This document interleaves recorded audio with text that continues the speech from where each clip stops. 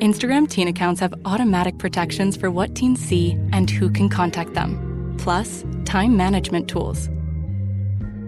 And Instagram will continue adding built-in safety features to help create age-appropriate experiences. Learn more about teen accounts and Instagram's ongoing work to protect teens online at instagram.com/teenaccounts.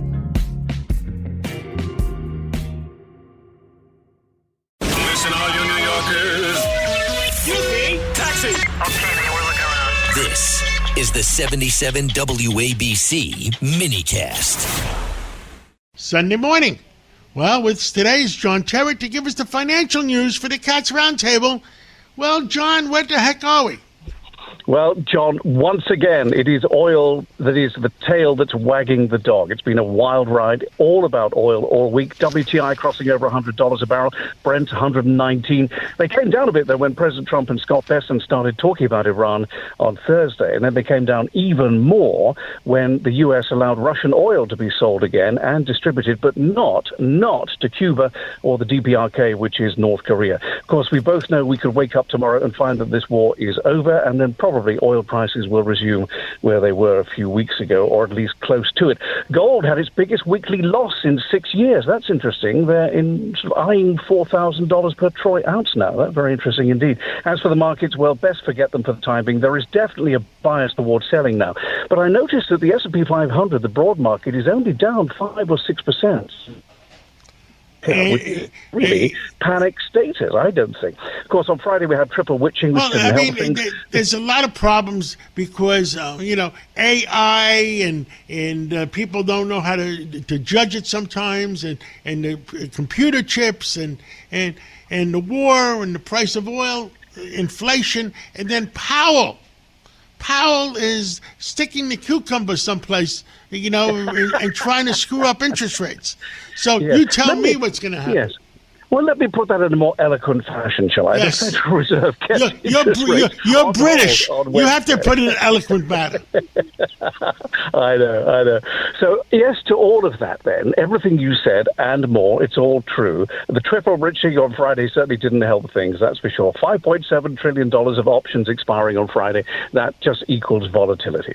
Company news. FedEx beating on the top of the bottom line. Great guidance going forward. They say they see no fuel impact as a result of Iran. Boeing had a bad week. Boy, did they have a bad week. This once great American corporation. NASA turned around and said, no, thank you very much. We'd rather work with SpaceX when it comes to going to the moon. Ouch. Disney has a new boss, Josh D'Amaro. He favors streaming and parks going forward. Amazon's introducing 1 or 3 hours delivery. You can pay for it. $5 if you're a Prime member, $15 if you are not.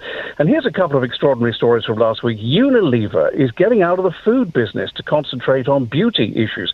They're selling their food division to McCormick, the spice people. And Supermicro on Friday down 25% after some members of staff, can you believe this, were caught smuggling parts of NVIDIA's AI chips into China. It's just an extraordinary thing. Now, in the week ahead, we get earnings from GameStop and Carnival Cruises, and the data comes in the form of U.S. productivity, import prices, delayed construction spending, and sentiment. Actually, next week is relatively quiet in terms of earnings or data, so it's probably going to be dominated even more by what happens in the Middle East. John. Well, thank you so much for bringing us up to date, but, there is volatility. The markets are down.